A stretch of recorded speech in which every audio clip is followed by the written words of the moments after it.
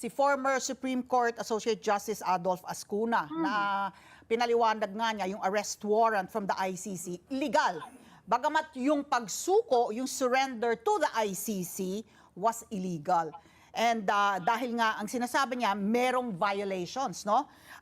Yung violations allegedly committed by the government, kasama na po dyan yung tinatawag na extrajudicial rendition. Dahil nga, itong si former President Duterte hindi iprinisinta, hindi dinala sa isang local court before he was handed over to the ICC. Eto, parang kahapon naging mainit kasi dun sa tanong na sino ba nag-utos? Sino ba nag-utos? And that was when they yung talagang invoked their executive privilege dahil ito na po yung punto na sino ba ang parang nag-utos, no? Na from you nga parang bakit nagmamadali kayo na isakay sa eroplano at dalin sa Hague? Ang tanong natin, pananagutin ba? Sino ang pananagutin? Will you take the initiative if the order came from the Commander-in-Chief of the PNP and the AFP, walang iba kundi ang kapatid mo, si Pangulong Bongbong Marcos? Yan ang dapat tignan natin ng maigi kasi nga ayaw talaga nila mabuko yung katotohanan. Kung ano-anong sinasabi, binubuli ko daw si Secretary Remulla. Kaya ko ba ibuli yun? Hindi nga ako madinig. Ang lakas-lakas ng boses. Nakaka-nervyos. Pero yung sinasabi ni Justice Ascuna na extraordinary rendition, sa pangkaraniwang salita, kidnap ang sinasabi niya. Illegal. Kidnap dahil dapat dinala nga sa husgadong Pilipino. Naku talaga naman. Kaya nung tinatanong namin sino nag-utos, dahil sinasabi ni General Torre, ang nag-utos sa kanya, si General Marbil, yung Chief PNP, nung tinatanong namin si Chief PNP, sabi naman niya, hindi daw niya alam. Tapos biglang si Secretary Boying, sabi niya, sige, ako na lang nagsabi. Hindihan ko yung kapatid ko sa DILG at inutusan yung PNP. Naguguluhan kami, pinipilit namin, sabi executive privilege, ay hindi namin maintindihan. Nagtitinginan kami, pinagbigyan na namin, ayoko nang maging makulit, dinidiin, sasabihin pang binubuli siya, nakakatawa naman. So, Senator Amy, ito nga, you had Associate Justice Adolfo Ascuna there in the panel yesterday, but also I heard Secretary Boying Remulla saying na nasa Supreme Court na, hayaan na natin ang Supreme Court na mag-decide. Are you content with that? Walang paikot-ikot lang tayo dito. Hayaan na natin ang Korte Suprema na magdesisyon. Are you content with that? Or talagang you're going to be firm na talagang may linabag, mali talaga po, maski na po ang Korte Suprema po ay hindi pa naglalabas ng kanilang desisyon? Well, nakita natin, pinag-aralan natin maigi yung 4 na kaso na kinonsolidate ng ating Korte Suprema at iniiwasan kong maigi. Kaya nga yung tinatanong ko, yung ibang tao, hindi naman sakop ng Korte Suprema, hindi sakop ng 4 na kaso.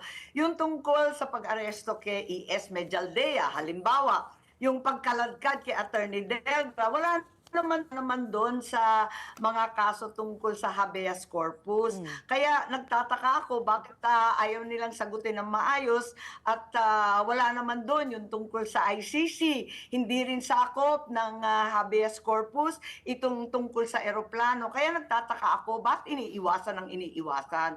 Wala naman doon, hindi naman linoloob ng iba't ibang mga kaso.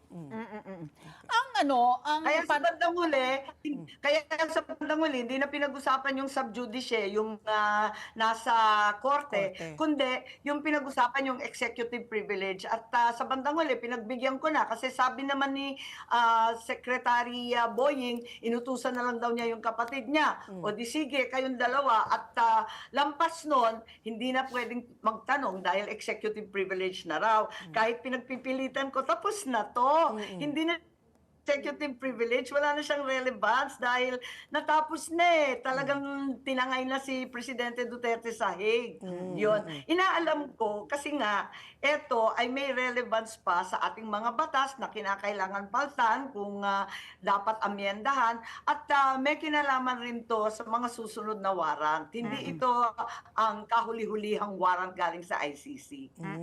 Yung pong panawagan kasi, no, maigting na mapauwi ang dating Pangulo sa Pilipinas dahil nga kung illegal siyang dinala doon, ay pauwiin dito also because of his age already. Pero binanggit din ni former Associate Justice Ascuna yung prinsipyo nga ng male captus bene detentus. Ibig sabihin kahit illegal yung pagkakaaresto, maaring legal pa rin yung detention doon sa ICC. Hindi otomatiko na illegal yung pagkakaaresto at kailangan pakawalan yung akusado. Dahil daw yung danyos na nilikha ng international justice, sa international justice, nang hindi po nahuhuli yung mga akusado ay malalang paglabag sa international humanitarian law na talagang mas mataas daw yung injury na yon kesa dun sa nalabag yung soberanya ng isang estado by a limited intrusion in its territory. Ano po ang masasabi niyo dun sa prinsipyo na yon? In application to our instant case. At natutuwa ako na report si Justice Ascuna, siya rin ang aking testigo doon sa pagpapalit ng konstitusyon sa People's Initiative. Nung unang hearing, ayaw niya pumunta, pero pagkatapos nun, di rin natiis, talagang pumunta. Tuwan-tuwa ako dahil nandyan siya. Subalit ang maliwanag para sa akin, kung legal sa ICC, papayag ba tayo? Kasi siya mismo nagsabi na extraordinary rendition o di kaya kidnap ang ginawa. In other words, kahit legal sa ICC, illegal dito sa Pilipinas. Ang akin, sino ba dapat ang maghari? Ang dayuhan o ang Pilipino? Pilipino ang pinag-uusapan, Pilipino ang natangay at nakidnap. Hindi ba dapat ang mauna yung ating saligang batas, ang ating Bill of Rights, ang karapatan ng akusado?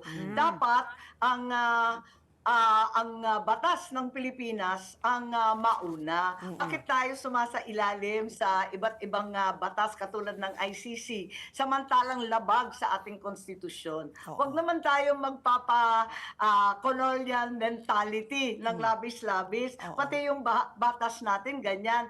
May nag-text nga sa akin, nakakatuwa, Ma'am, imported na ang bigas. Imported pa rin ang hustisya. Ano ba naman ito? So, Senator, andito sa ating batas, ang klaro, sabi ni Justice Ascuna, labag yan, extraordinary rendition o di kaya kidnap.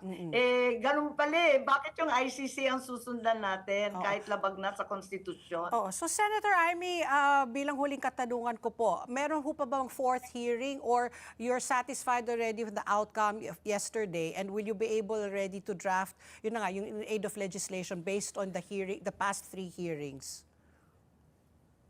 Well, si Senator Bato, si Senator Cayetano, si Senator Robin, gusto pa mag-hearing kasi nga wala ngang nagsalita at lahat walang alam tungkol sa ICC personnel na nagsidati nga nung nakaraang taon, ang tagal-tagal pa rito, nasa lahat ng luxury hotels, nagka-problema pa sa Forbes Park dahil nagkakalat sila doon. Pero walang nagsasabi. Sa bilyon-bilyon ginagasto sa Intel, wala raw sila naramdaman, wala raw sila nakita. In the meantime, nakakuha na yung ICC ng mga confidential documents galing sa East Avenue, Quezon City, nakakuha ng bank records, nakakuha ng police blotter, pambihira talaga. Ang problema ko, testigo. Kasi wala nga magsalita sa ICC, wala ring testigo na sumusulpot tungkol sa eroplano. So paano ako magpo-fourth hearing kung ganyan? Tapos ang Senate President pa natin, nako talaga naman, inaakusahan ako ng kung ano-ano, nakakatuwa. Let's get together.